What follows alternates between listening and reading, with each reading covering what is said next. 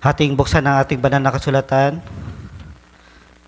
sa Revelation chapter 2, starting at verse 18.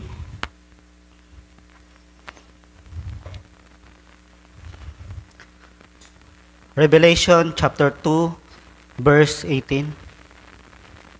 At sa anghel na iglesia sa Thyatira ay isulat mo, ang mga bagay na ito ay sinasabi ng anak ng Diyos na may mga matang gaya ng ningas ng apoy at ang kanyang paa ay gaya ng tansong binuli.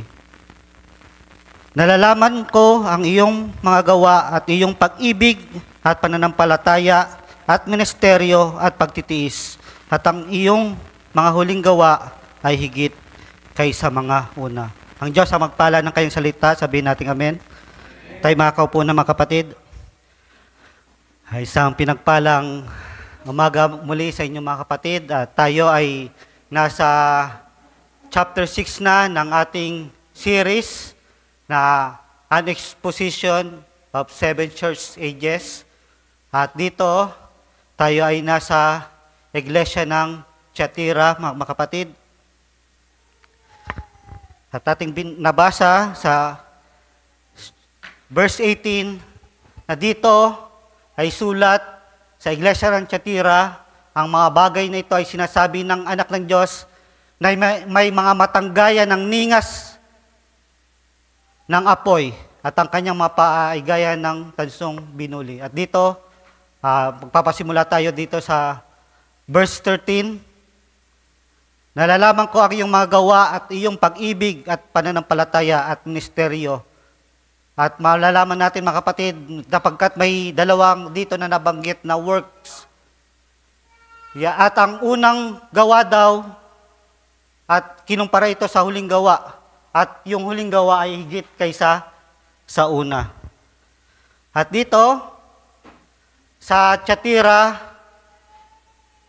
it is most worthy of note that the name Thyatira means dominating female. Dito tayo mamaya magdidwell mga kapatid. Sapagkat dito sa susunod na verse ay mababanggit dito ang nagangalang si Jezebel mga kapatid. At paano yung dominating female na yan, alam natin sa iglesia ng Pergamo ay nagkaroon ng marriage sa pagitan ng simbahan at ng estado, between the church and the state, mga kapatid. At dahil dyan ay nagbunga yon at nang mapag-isa ni Constantine ang iglesia at ang simbahan at ang estado, mga kapatid, ay naging makapangyarihan ang church, mga kapatid. At sinabi dito na dominating female. Thus, this age is characterized by a dominant force, a force that ruthlessly invades all, conquers all, despotically controls. Now, a dominating female is the greatest force in the world. Tingnan ninyo mga kapatid, nalaman ng sinaliksik ito ng isa sa pinakamatalinong tao na nabuhay sa mundo, na kung walang iba kundi si Solomon, ay nalaman niya. The wisest man the world ever saw was Solomon, and he said, I applied my heart to know and to search and to seek out wisdom and the reason of things and to know the wickedness of folly, even of foolishness and madness. And I found more bitter than death the woman. Mas may papait pa pala sa kamatayan. At dito ay ang death the woman. At kung babasahin natin yan, mga kapatid, ang Thyatira ay sa ages ng 606 to 1520 AD. At dito, paano ito nabanggit ni Solomon, mga kapatid? Sapagkat dito sa, kung titingnan ninyo, mga kapatid, padilim na ng padilim. Itong moon, mga kapatid, kakaunti na lamang. Pagkatapos ng Smyrna, kung saan pinagpapatay ang mga mananampalataya at nasa Pergamo at pagkatapos nito ay Tiatira at lalong dumidilim na mga kapatid. At paano ito nabanggit ni Solomon sa Ecclesiastes 7 verse 25? Ako'y pumihip at inilagak ang aking puso na umalam sapagkat si Solomon ay nagsaliksik at sumiyasat at humanap ng karunungan at ng kadahilanan ng mga bagay at umalam na ang kasamaan ay kamangmangan at ang kamangmangan ay kaululan at nakasumpong ako ng bagay na lalong mapait kaysa kamatayan. Tingnan, could you imagine that mga kapatid?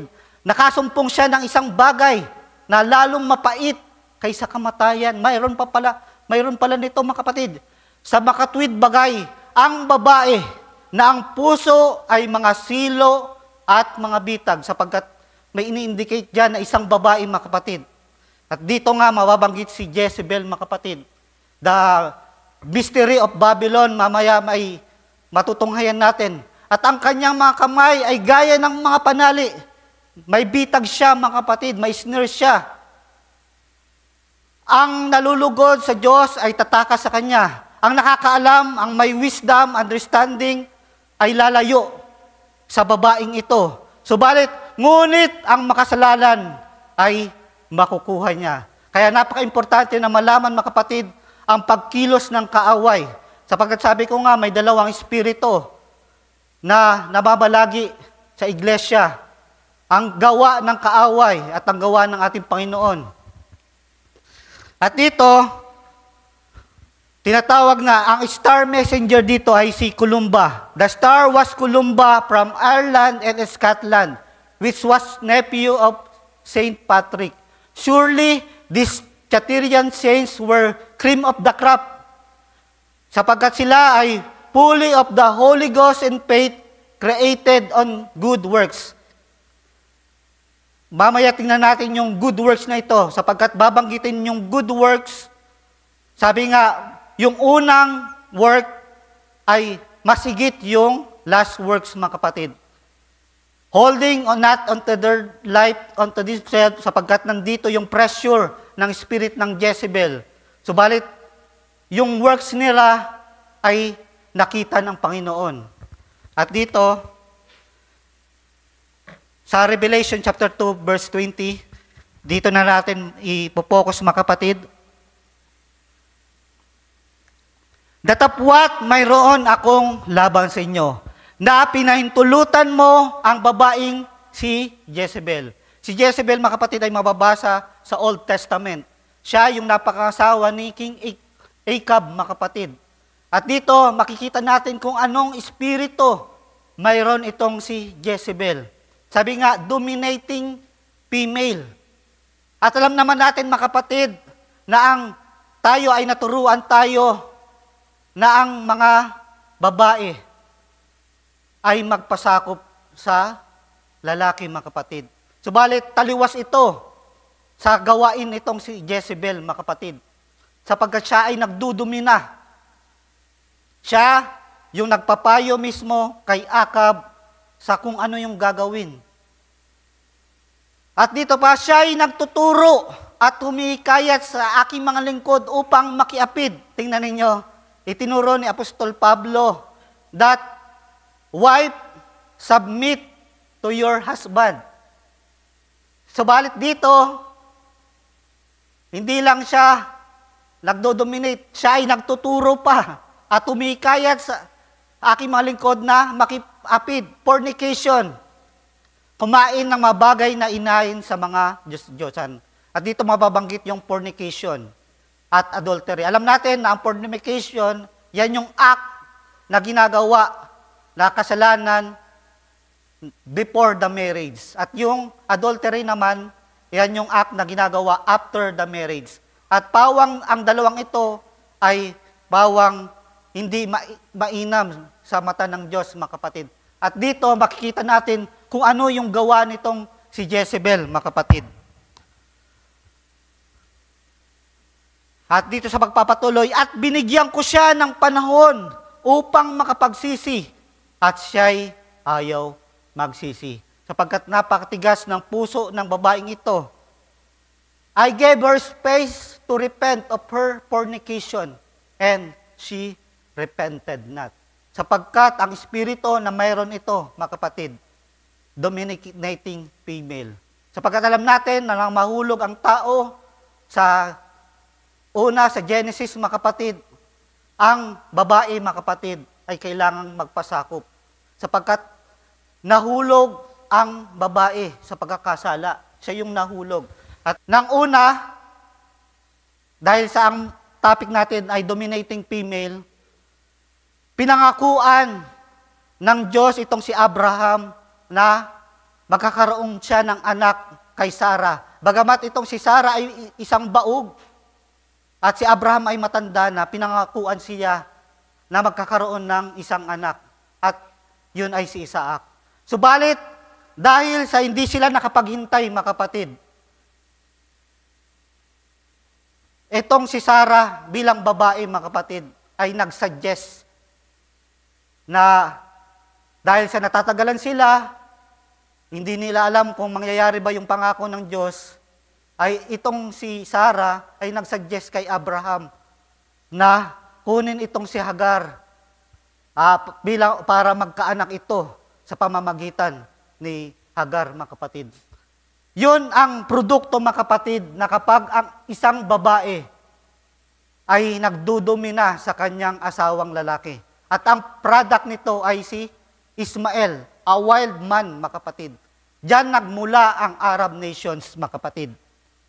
Subalit, kinalaunan nang sumampalataya na itong si Sarah at si Abraham, mga kapatid, yung bunga ng pananampalataya yon ay si Isaac, mga kapatid. Dito nyo makikita, mga kapatid, na kung sa una, mga kapatid, makikita sa karakteristik yung kaaway, mga kapatid, bilang mga higante. Ngayon dito naman, magkapatid na ito, mga kapatid. Isang seed, dalawang womb, mga kapatid. At dumating ang panahon nang si Isaac ay mapangasawa si Rebecca, mga kapatid.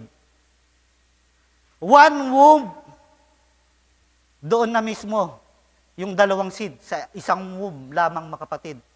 Si Esau at si Jacob, mga kapatid. Kaya makikita nyo na nag-upgrade, mga kapatid. Ay tinataas ng Panginoon ang antas para maalaman natin. Dati, mas madaling maintindihan, maunawaan kung sino o kung paano matukoy ang gawa ng kaaway. Subalit dito, sa pamamagitan ni Abraham, nagkaroon ng dalawang seed. At dito kay Isaac naman, iisa lamang yung kanilang ina. Subalit matutukoy dito kung alin yung sa kaaway at kung alin ang gawa ng Panginoon, mga kapatid. Kaya kailangan manatili tayo sa light, mga kapatid, para matukoy natin. Sapagkat dito pinapakita ng Panginoon na sa una pa, ginawa na ng Panginoon ang pagpili, mga kapatid. The election. Hindi pa man sinisilang ang dalawang ito, si Esau at Jacob, sinabi na ng Panginoon, Jacob have I loved, but Esau I have hated, mga kapatid. Pinapakita ng Panginoon kung paano ang kanyang pagpili, mga kapatid. At kailangan makita natin yung linya, mga kapatid. Sapagkat ang kaaway ay madaya, mga kapatid. Kung titingnan ninyo, palapit ng palapit, pahirap ng pahirap. Kung nung una, matutukoy natin yung seed. Kay Cain at kay Seth, mga kapatid. Kay Abraham, matutukoy na maghiwalay yung kay Sarah at yung kay Hagar. Subalit dito, mga kapatid, pahirap ng pahirap sapagkat dito, iisa yung kanilang ina, pero may dalawang seed, mga kapatid. Kung paano ang alam ng Panginoon na pahahalagahan ni Jacob ang kanyang pagkapanganay, mga kapatid. Subalit ito'y babaliwalain ni Esau, mga kapatid. At dito, sa pangaral ni Brother Branham, ang ating subtitle, mga kapatid, ay Dominating Female. Eve was the first one to pervert the human race. Yan ang dahilan kung paanong nahulog ang babae at kaya siya napasa ilalim ng pamumuno ng kalalakihan ng lalaki. Dati pantay sila, mga kapatid. Subalit nung mahulog itong si Eve, ay kailangan niya nang magpasakop kay Adan, mga kapatid. She was the one, the Eve, which represents a church. Tandaan natin, mga kapatid, na ang babae, mga kapatid, yan ay nagsumisimbolo din sa simbahan, mga kapatid. A woman in the Bible always represents the church. Christ is coming for an imposed virgin sapagkat dadatnan ng ating Panginoon ang bride na ito na kailangang malinis. Virgin, mga kapatid. Subalit dito, may lilitaw na babae sapagkat ang kaaway ay gagawa, mga kapatid. Kung paanong gumagawa ang Panginoon ay gagawa din ng kaaway. At may pinalitaw siya ng babae. The old prostitute of the Bible was called the church setting on the 7 hills. At walang iba yan, mga kapatid, ay ang Roman Church, mga kapatid. And she had daughters. Yung Roman Catholic, bilang siya yung pinakaina, pinakapatotot, ay may mga anak siya. Yung mga anak na yun, yung denomination, mga kapatid. Which was the other that follow her and count up of her. Born from her the same denominational barriers.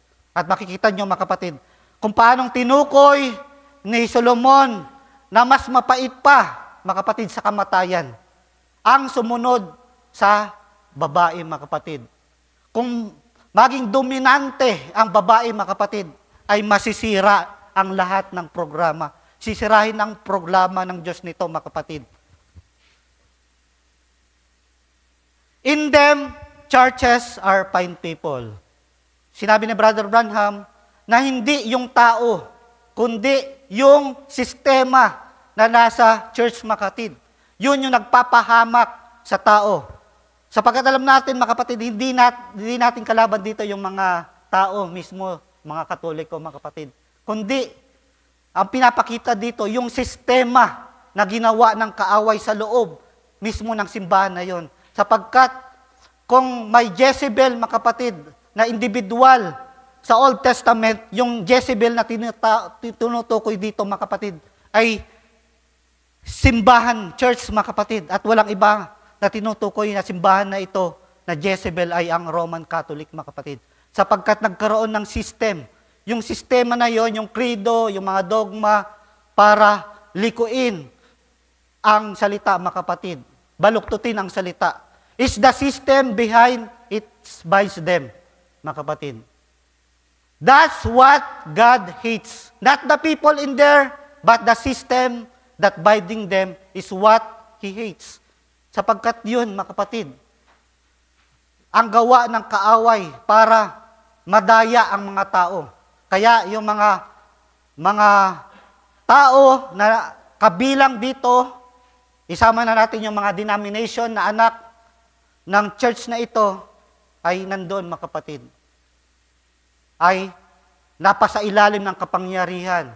At ang mga tao, mga kapatid, ay nadaya, mga kapatid.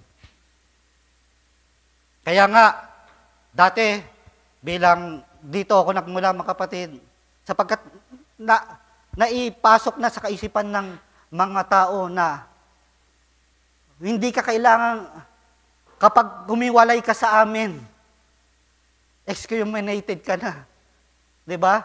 May mga magulang na kapag ang kanilang anak na nakaalam ng tama, mga kapatid, at humiwalay sa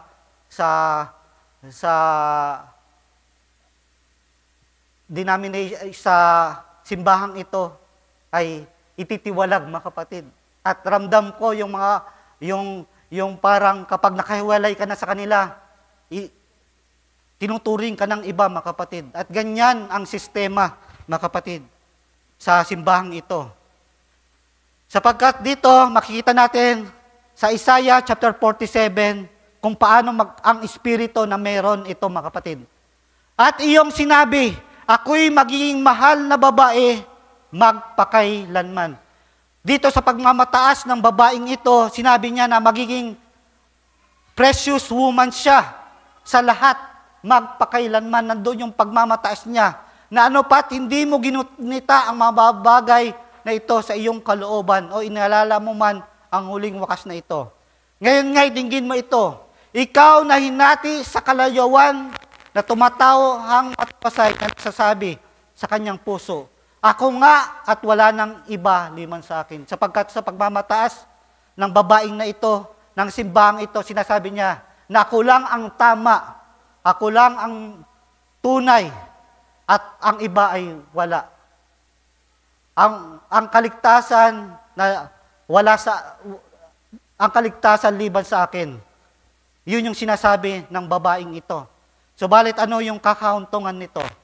Sinabi pa niya na hindi ako uupo na gaya ng babaeng bao o mararanasan man ang pagkawala ng mga anak. Dito, di ba, i-relate natin yung fornication, mga kapatid. Siya, sinabi niya na magiging mahal siya na babae. Naging available siya sa lahat, mga kapatid. Nandito yung fornication, mga kapatid. Kung saan magkakaroon siya ng mga anak. Sinabi niya na yung magiging anak niya, hindi niya mararanasan ang pagkawala ng mga anak. Subalit, dito mga kapatid, sa hulihan, makikita natin ang pagkahulog, ang pagkawasak, ang pagkatalo ng babaeng ito, mga kapatid. Sapagkat kung ipagpapatuloy natin basahin, diyan sa hulihan, yung mga sorcerer, mga manggagaway, yung mga lahat ng mga anak nito, mga kapatid, ay nadaya sa sistemang ito, mga kapatid. At dito, sa Ephesian Church Age. Sapagkat yung seed na yan, mga kapatid, kailangan natin bantayan yan. Sapagkat may dalawang espiritu nga na lumalaganap, mga kapatid. May dalawang kapangyarihan. It had become relaxed and was drifting. Ito yung sa Ephesian Church Age sa pagpapasimula. Already, the age was backsliding. It had left its first love. The tiny seed, tingnan nyo, sa pasimula mga kapatid, tiny seed yan. Planted in that Ephesian age would one day grow in the spirit of error until all foul birds of the air would roots in its branches. Sa pasimula, yung seed na yan, yung tiny seed na yan, na ipunla sa Ephesian age, ay unti-unting lumago. At pagdating dito sa Chaterian age, mga kapatid, lumago na siya, woman na siya. Woman na siya at manganganak na siya, mga kapatid. Kaya nga dito, would one day grow in the spirit of error until all foul birds of the air would roost in its branches. At sabi dito, so inoffensive to human reasoning, would that little plant appear to the new Eve, the new church, that again she would be deceived by Satan. Tingnan nyo, yung tiny seed na yon ay lumago. At dahil yung tiny seed na yon ay lumago, naging woman na siya. At manganganak na siya, mga kapatid. Subalit na dito, that one day grow in the spirit of error. Nandito na, mga kapatid. Yung gawa ng kaaway ay unti-unti na, mga kapatid. Nandun na yung spirit of error. At dahil sa woman na siya, nanganak siya, at dito yung all foul birds. Yan yung mga spirit kasi, mga kapatid. Nandyan na yung mga denomination na mga anak niya. Pamumugaran na siya, mga kapatid. So, inoffensive to human reasoning, na dito nga ay madideceive. She would be deceived by Satan. Kaya nga sa Ephesian Church Age, bagamat nandun yung opportunity of God's best, for a while she prevailed and then relaxed. And that unguarded moment, Satan planted the seed. Tingnan niyo yung seed na yan of complete ruination. Unti-unti nang yung seed na yan ay lumalago, mga kapatid. At nakakapang-destroy na, mga kapatid. Kaya nga, pinakita kung sa pasimula sa Ephesian Earth, yung tiny seed na yun ay lumago, hanggang sa maging seed na yun ay maging woman na, nanganak siya ng mga denomination, at hanggang sa pinakadulo, sa hulihan, mga kapatid, sa Laodicean Church Age, mga kapatid, nasaan na tayo? Yung dominating female na ito, mga kapatid, ay yung power nito, mga kapatid, ay mas laganap na sa huling kapanahunan. Laodicea, mga kapatid. Sapagkat ang meaning ng Laodicea, the Laodicea means woman in Greek.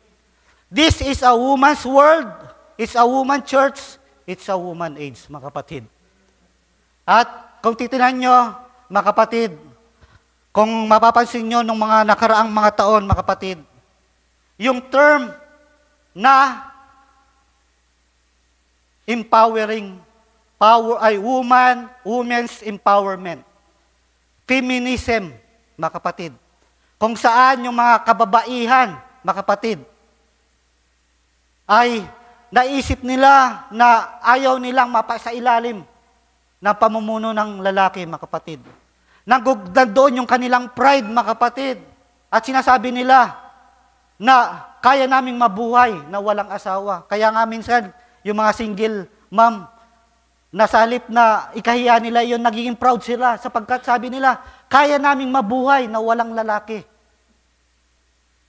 Nandoon yung women's empowerment, mga kapatid. And there comes a time na the most searched word in internet ay woman, mga kapatid.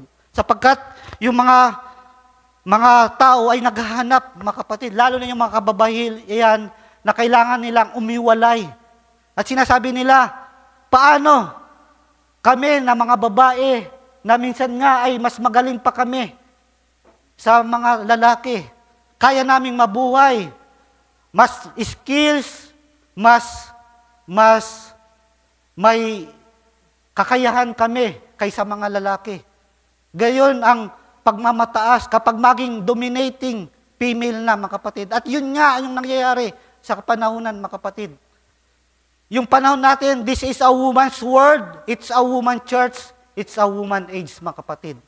Sapagkat dumating sa panahon ng Chaterian age, nang ikasal ang church at ang state, mga kapatid. Naging mas makapangyarihan ang church, mga kapatid. At dito, titingnan na natin. It wasn't so much Ahab. Hindi si Ahab yung nagkokontrol, mga kapatid.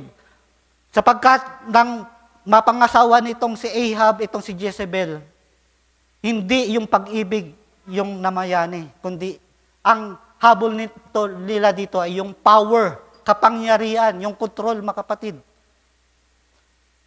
But it was that wife behind him, Jezebel, of another race, of another class, not an Israelite. She was a heathen, an idol worshiper. She was the one who done the dirty work. She told Ahab what to do. Si Ahab nako-compromise lang. Kung ano yung gustong gawin ni Jezebel, yun yung masusunod. At yan ay taliwas sa kalooban ng Diyos, mga kapatid. Kapag ang babae na ang namumuno sa lalaki, mga kapatid, ang kakahuntungan niyan ay disaster, mga kapatid. Kaya yan ang ayaw mangyari ng Panginoon, mga kapatid. Kaya nga, sa panahon ni Ahab, mga kapatid, sabi ko nga, lumaganap ang women's empowerment. Kapag sinasabi ng mga kababaihan na mas sigit ako sa aking asawa, mas dodominahin ko siya, ako dapat ang masunod. Sapagkat minsan nangyari, mga kapatid, sa amin bilang mag-asawa, at ako bilang dati, ang aking asawa ay mas matalino sa akin, siya ay valedictorian, siya ay may with academic distinction, siya ay teacher, at sumisweldo siya ng higit kaysa sa akin, mga kapatid. At may panahon, mga kapatid, syempre, parehas kami nagtatrabaho at mas mataas yung kanyang sweldo. may lakas siya ng loob na, syempre, parehas lang tayo, masigit nga ako sa iyo. Subalit, hindi kailangan ganun, mga kapatid. Nanalangin ako na kailangan ako pa rin, mga kapatid, ang masusunod bilang lalaki, mga kapatid. At dumating nga ang panahon, mga kapatid, na ako na yung may trabaho at siya na yung nasa bahay. Napagsisilbihan niya na ako, aabutan ng kape, ng pagkain. At yun, mga kapatid, ano lang yung pinapakita ko dito, mga kapatid? Sapagkat maaring gamitin niya ng kaaway na kapag ang babae ay sinasabing kumpara sa lalaki ay siya yung kumikita ng higit, siya yung parang may kakayahan, parang siya yung may mas higit sa iyo. Bilang asawang lalaki, nagagamit yun ng kaaway para mataas ang babae, mga kapatid. At yun ang kailangan na huwag mangyari, mga kapatid. Na kapag ang babae na ang nagdudumina, mga kapatid. Kaya dito, anong sabi? Maging man ang propetang si Elijah, mga kapatid, ay natakot kay Jezebel, mga kapatid. Sabi niya, yung mga propeta na nauna sa iyo ay pinapatay ko na. At sa oras din nito, mangyayari din ang nangyari sa kanila, sa iyo. Dito, di ba, tingnan nyo. At sinaysay ni Ahab kay Jezebel ang lahat ng ginawa ni Elias. At kung paanong ang kanyang pinatay ng tabak ang lahat ng mga propeta.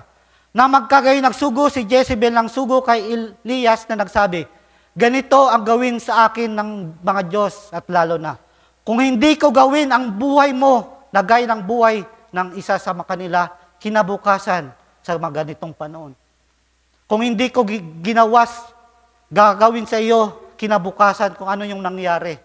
Pinagpapatay yung mga propeta. Kaya itong si Elias nagtago, mga kapatid.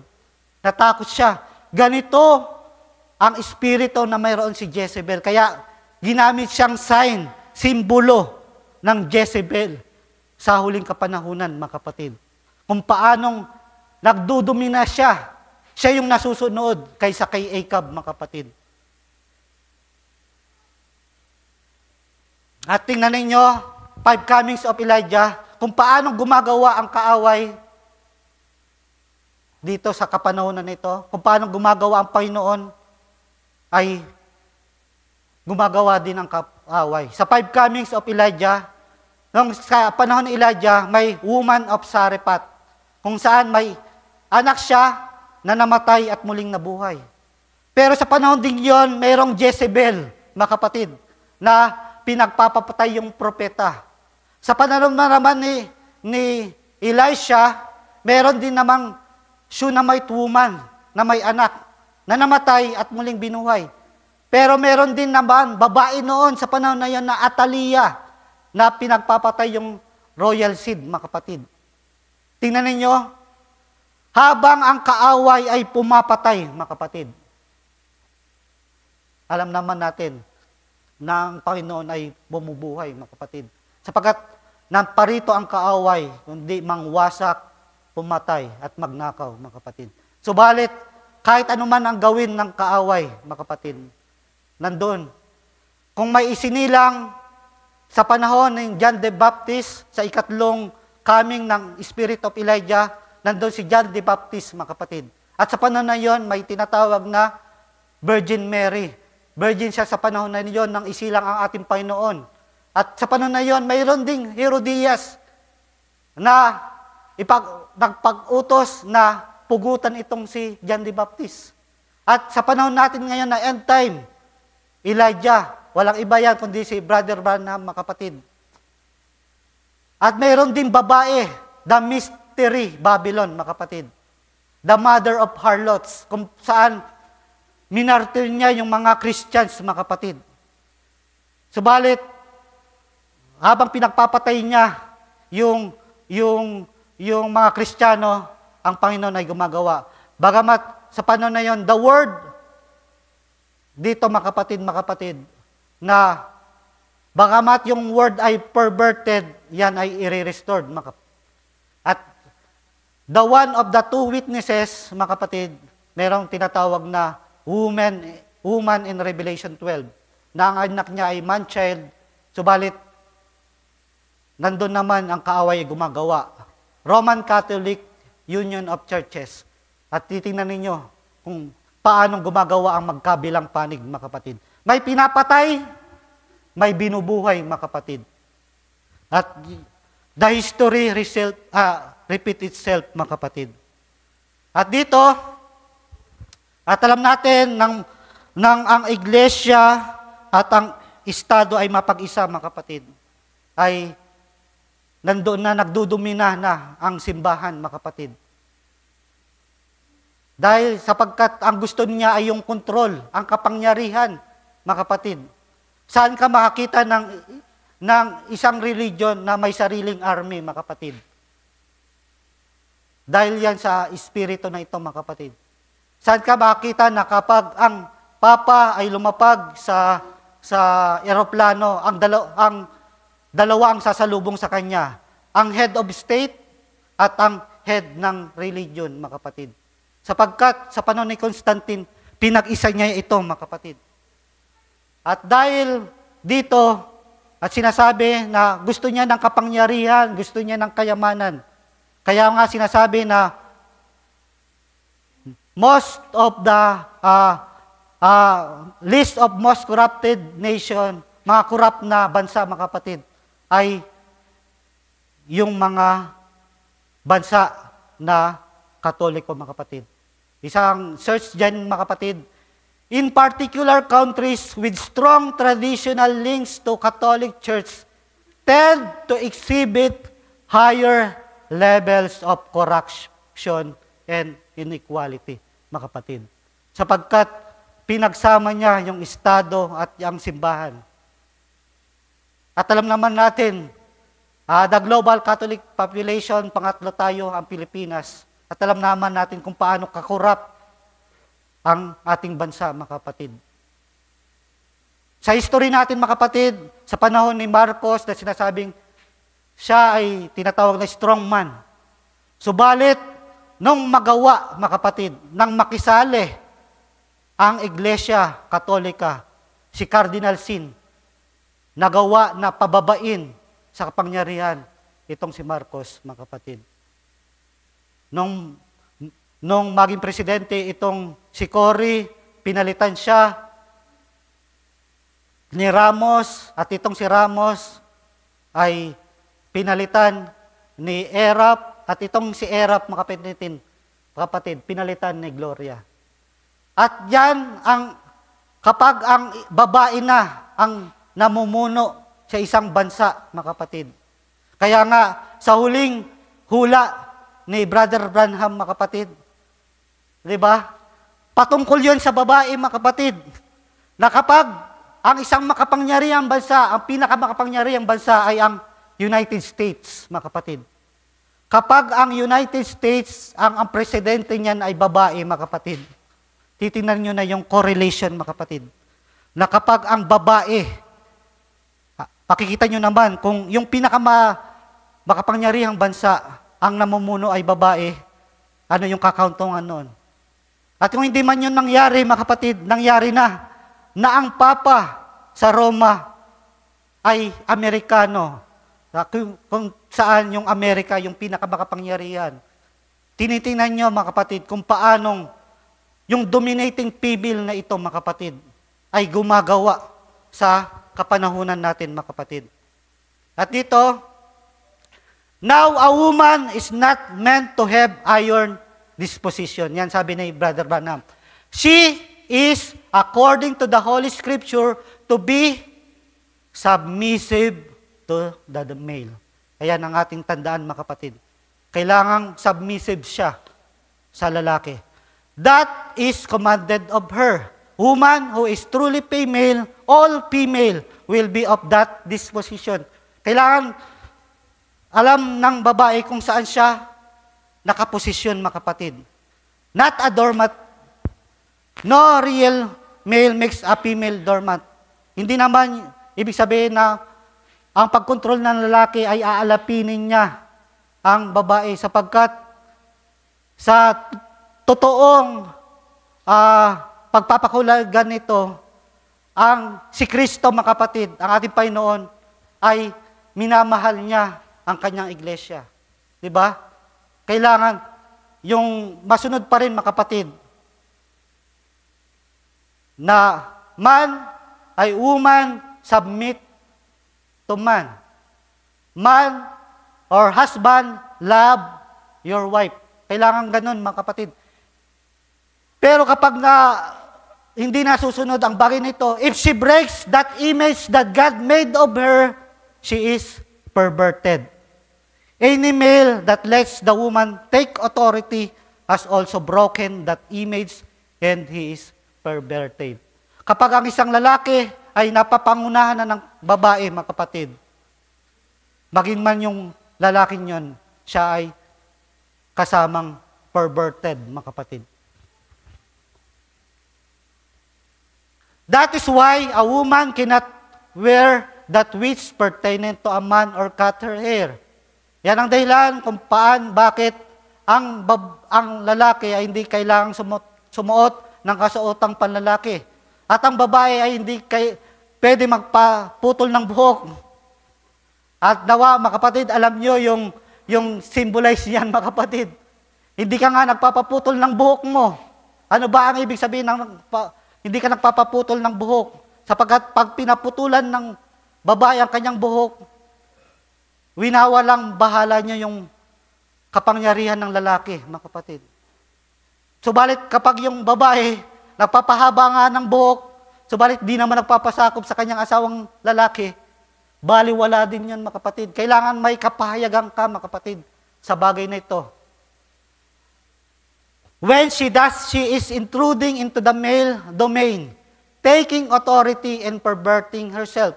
And when a woman invades the pulpit, kapag ang babae na ang tumatayo sa pulpito, siya na yung nagtuturo, siya na yung nagngangaral, napaka maling bagay iyon, mga kapatid. Being a dominating female is anti-Christ, mga kapatid. Yan yung antikristo, mga kapatid. Yan yung sinasabi ni Solomon na mas mapait pa sa kamatayan. And the seeds of the Roman Catholic Church are in her. Sapagkat itong babaeng si Jezebel na ito, yung harlot na ito ay nagkaanak. Yun yung denomination. At kailangang malaman natin ang bagay na yan, mga kapatid. Luke chapter 7, verse 37. At narito ay sa babae, kung titignan ninyo, kung paanong si Jezebel ay bilang dominating female, tingnan naman dito, the woman with alabaster jar, mga kapatid. Kung paano nakilala ng babaeng makasalanan na ito ang kanyang posisyon, mga kapatid. Bagamat siya'y makasalanan, at narito ang isang babaeng makasalanan na nasa bayan, at nang malaman nang siya'y nasa dulang ng pagkain ng bahay ng Pariseo, ay nagdala siya ng isang sisidlang alabastro ng puno ng gwento. At nakatayo sa likuran. At anong ginawa ng babaeng ito? Yung ointment, yung perfume, yung pabango, ay ibinuhos niya sa ulo ng ating Panginoon.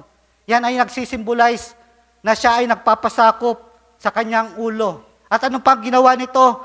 Habang yung ointment na yon ay bumaba sa paanan ng Panginoon, alam ng babaeng ito kung saan siya puposisyon.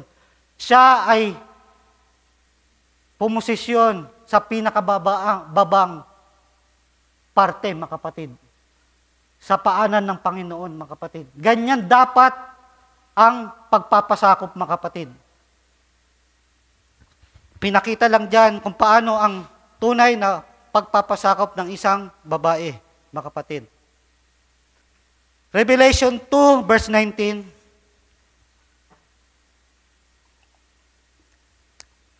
Nalalaman ko ang iyong magagawa.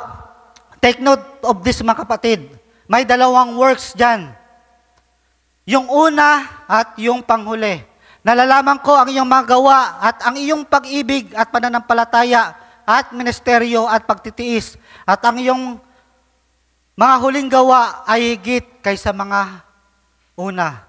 Paanong may dalawang works, mga kapatid? At yung huling gawa ay higit kaysa sa una. Sapagkat ang gawa, mga kapatid, bilang pasimula, tayo ay gumagawa. Tayo ay naglilingkod, dumadalo sa gawain. Yun yung first work. Pero may dakilang work sa hulihan, mga kapatid. Paano magkaiba yung dalawang works na ito? Iba yung gumagawa ka dahil sa ikaw ay marahil ay napipilitan o ginagawa mo lang ito dahil kailangan gawin. At iba yung gumagawa na may kapahayagan. Revealed sa iyo yung word at ginagawa mo ito sa pag-ibig ng Panginoon. Magkaibang gawa iyon. Kaya sinabi dito, bakit na-sandwich dito yung charity, yung love, yung service, yung faith, yung patient, para magkaroon ng panghuling works na ito. Sapagkat dadaanan mo muna yung love, yung service, yung faith, yung patient, mga kapatid. Magkaibang gawa yan. Maray, example natin, ikaw ay dumadalo sa gawain. At kapag ikaw ay dumadalo sa gawain na napipilitan lang, sa iyong kaisipan ay attendance lang yan, yan yung first work. Pero kapag ikaw ay dumadalo na ng gawain, may kapahayagan ka na, nature na sa iyo na dumalo ng gawain, yan yung second works, yung huling works, mga kapatid. At dito, Ephesians chapter 2, verse 8, sapagkat sa biyaya kayo'y nangaligtas sa pamamagitan ng pananampalataya. At ito hindi sa iyong sarili, ito'y kaloob ng Diyos.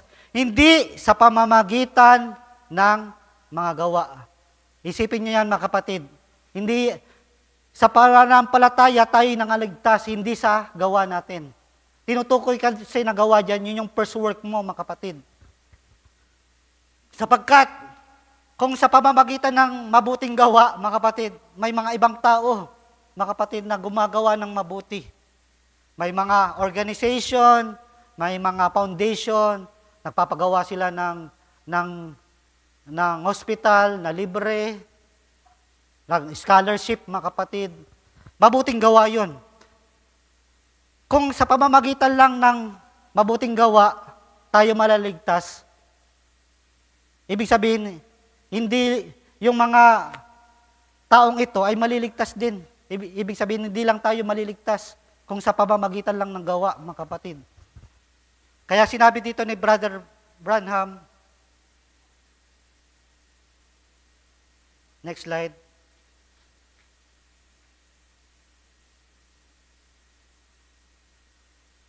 Next slide. Next. Sabi dito, hindi ko nababasahin lahat. Good works won't save you, but they will come forth out of saved life as a fruit unto the Lord. Men saw their good works and glorified God. Sapagkat, bibigyan ko na lamang kayo ng example. Ang first work, mga kapatid, na tinutukoy sa unahan ng work ngayon, ay ihalin tulad ko, mga kapatid, sa pagbibigay, mga kapatid. Kapag ikaw ay nagbibigay, at yung pagbibigay mo lamang ay dahil may sobra ka, yun yung first work. Pero kapag ikaw ay nagbibigay na yung pagbibigay mo ay ikaw ay nasasaktan, yun yung second works, mga kapatid. At tignan natin ito. Wala na akong oras para elaborate ito.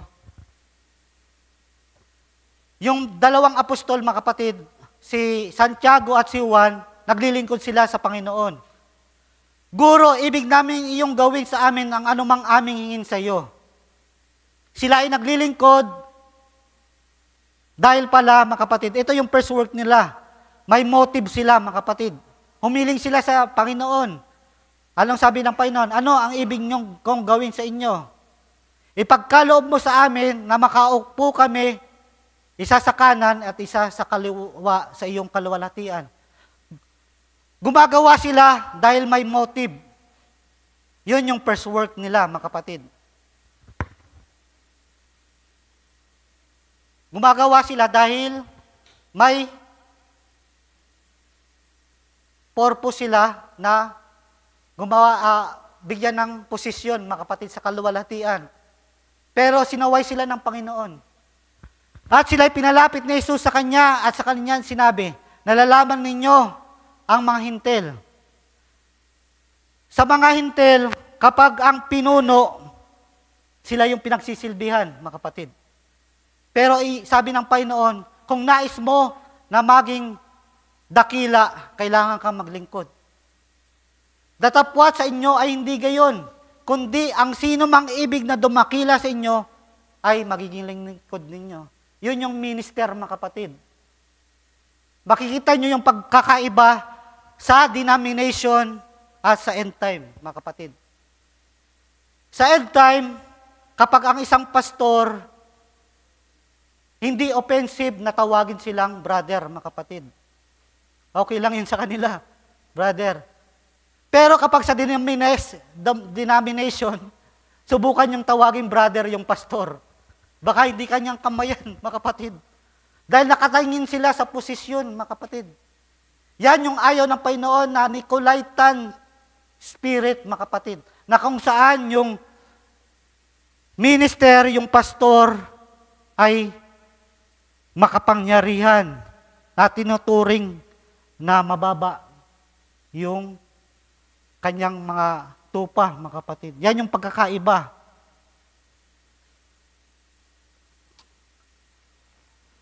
Sa denomination, mga kapatid, para makausap mo yung pastor, kailangan ka pang magpa-schedule, appointment, para makausap siya. Tayo dito, makasalubong nga lang natin ng ating pastor. Maaari na tayong mag-approach sa kanya. Subalit sa denomination, hindi. Hindi mo yan basta-basta malalabitan, mga kapatid. Nakikita nyo yung gap between the pastor at yung mga nasasakupan niya, mga kapatid. At piniliwanag ito ng Panginoon na yung nais na dumakila, kailangan maglingkod. Kaya nga pinakita ng ating Panginoon mismo, example, ang kanyang sarili. At ang sino man sa inyo ang mag-ibig manguna ay magiging alipin sa lahat. Sapagkat ang anak ng tao rin naman ay hindi na parito upang paglingkuran, kundi upang maglingkod at ibigay ang kanyang buhay na pagkatubos sa marami. Nakikita niyo yung pagkakaiba, mga kapatid? Sa denomination, tingnan niyo naman yung Papa, parang kinikilala na ng Diyos bilang Diyos ng Roman Catholic, mga kapatid. Hindi ka basta-basta makakalapit sa Papa na yon na walang appointment. Hindi ka nga niya kilala. Subalit dito sa atin, okay lang natawagin na ang pastor na brother, hindi yun offensive, mga kapatid. Sapagkat walang gap, sapagkat sa denomination, nagpapata sila ng posisyon para mas magkahawak ng kapangyarihan, mga kapatid. At yan ang delikado, mga kapatid. At dito, huling example, mga kapatid. Sabi ko nga, yung first work ay iba sa huling works na binanggit sa Revelation, chapter 2. Dito, example, mga kapatid. At siya'y tumunghaw at nakita ang mga taong mayayaman at naguhulog sa kanila ng alay ng kabangyaman. Ang Panginoon, kasama yung mga alagad, nakikita nila yung mga naguhulog, mga kapatid. Nakita nila na may isang dukha, na isang bao na naghulog ng 2 lepta. At sinabi niya, katotohanang sinasabi ko sa inyo, ang dukhang babaeng baong ito ay naghulog ng higit kaysa kanilang lahat. Sapagkat ang lahat ng mga yon ay naghulog ng alay ng kanilang labis. Datapwat siya sa kanyang kasalatan ay inihulog ang buong kanyang ikinabuhay na nasa kanya. Tingnan nyo, parehas na gawa, mga kapatid. Subalit, ano yung mas na-recognize ng ating Panginoon? Sapagkat ang bagay nito, makikita natin yung labor of love, mga kapatid. Kung bakit yung unang gawa, masigit yung huling gawa, mga kapatid. Sapagkat, bagamat ang babae na ito, kaunti lamang yung kanyang nahihulog, subalit, yun ay parang sa ikabubuhay niya na.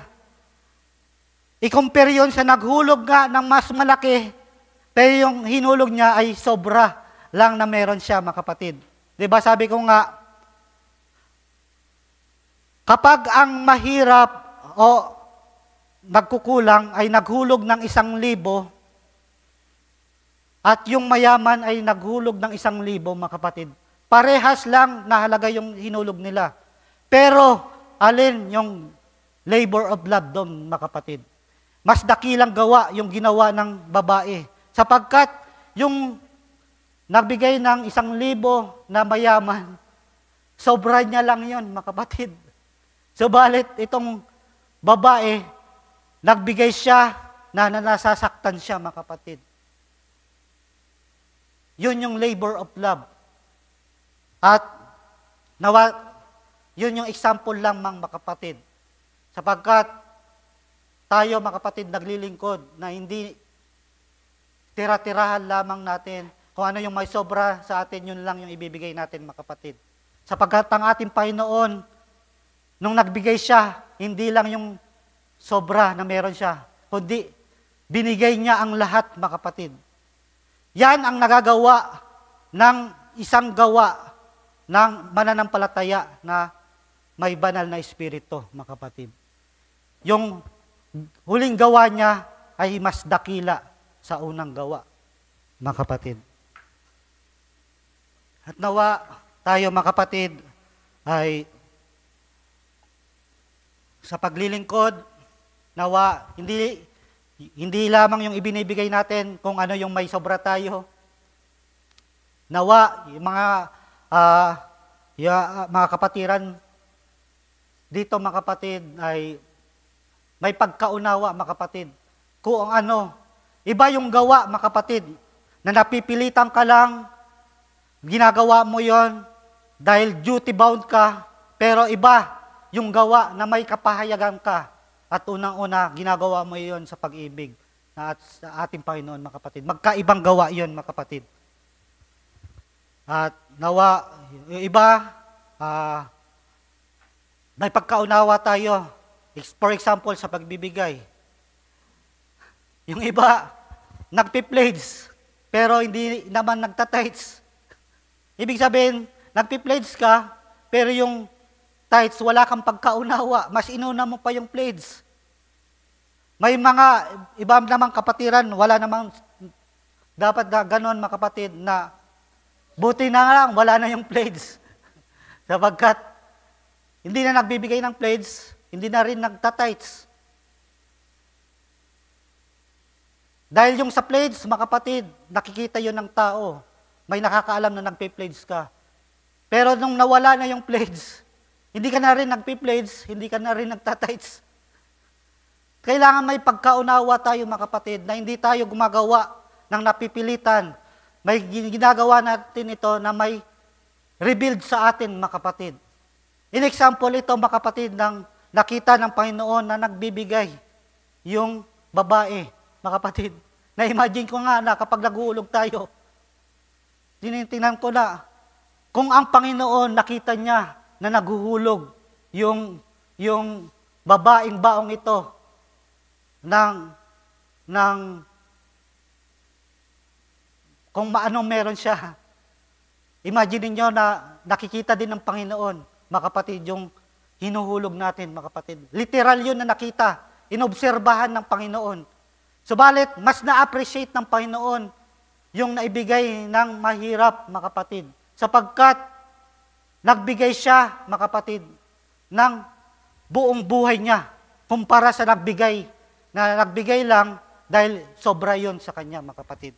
At tuling 2 verse na babasahin ko. Kaya nga, titingnan dito, mga kapatid, yung gawa, mga kapatid. Kaya nga mga kapatid, minamahal, kayo'y magsitatag, huwag makilos, na laging sumasagawa na sa gawa ng Panginoon. Always abounding in the work of the Lord, mga kapatid.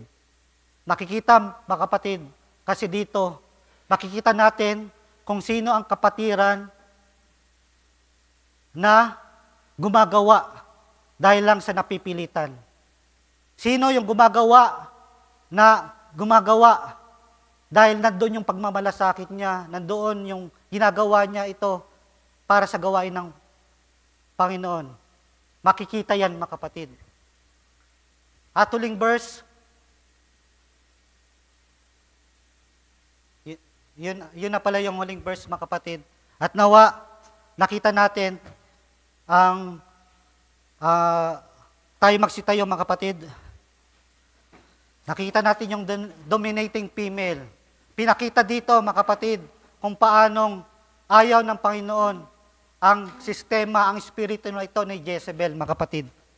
At kung paanong yung mga mananampalataya, mga kapatid, bagamat nandun yung pressure ng spirit of Jezebel, mga kapatid, nagawa ng mga kapatiran na maglingkuran sa isa't isa, mga kapatid, na may pag-ibig, may revelation, mga kapatid. At nawa tayo, may pagkaunawa na tayo kung paano gumagawa ang kaaway, nandun din, gumagawa ang ating Panginoon. Hindi tayo napaglalangan, hindi tayo nadadaya, mga kapatid. Sapagkat alam natin na ang gawain ng kaaway, itinataas niya ang babae para huwag magpasakop sa lalaki. At nawa, mga kapatid, nandoon may kaunawan tayo, mga kapatid, patungkol dito. Tayo saglit na manalangin. Hallelujah. Hallelujah. Dakilang Diyos, salamat sa oras na ito, Panginoon. Nawa, sa mga salita na aming nabasa, aming natunghayan, nagkaroon kami ng pagkaunawa, Panginoon, ng kapahayagan, ang babagay na ito, Panginoon, na kung saan ang gawa ng kaaway ay nalalaman namin. Malaman namin ito, Panginoon, kung paano siya kumikilos upang hindi kami madaya. Dalangin namin ang aming mga mahal sa buhay na nandun pa sa sistemang ito, Panginoon, na nawa ay makaalis sila doon at malaman nila ang katotohanan, Panginoon. Ang pagkaunawang ito, Panginoon, na kung saan ang espiritu na Jezebel na ito, ng church na ito, the mother of harlot na ito, maging man ang mga anak na ito na denomination, ay makalayo, mailayo, maging man ang aming mahal sa buhay, Panginoon. Nawa, sa bagay na ito, nakita namin ang kalagayan ng isang babae, Panginoon, kung saan siya lulugar, Panginoon. Nawa, ang kapayagan nito ay tumimo sa aming puso, ay maging karagdagan sa aming pagkaunawa, Panginoon. Ito ay aming hiling, ito ay aming dalangin, binabalik sa iyo ang pinakamataas na papuri, pasalamat, pagdakila sa tanging pangalan na aming Panginoong Hesus Kristo. Amen. Amen.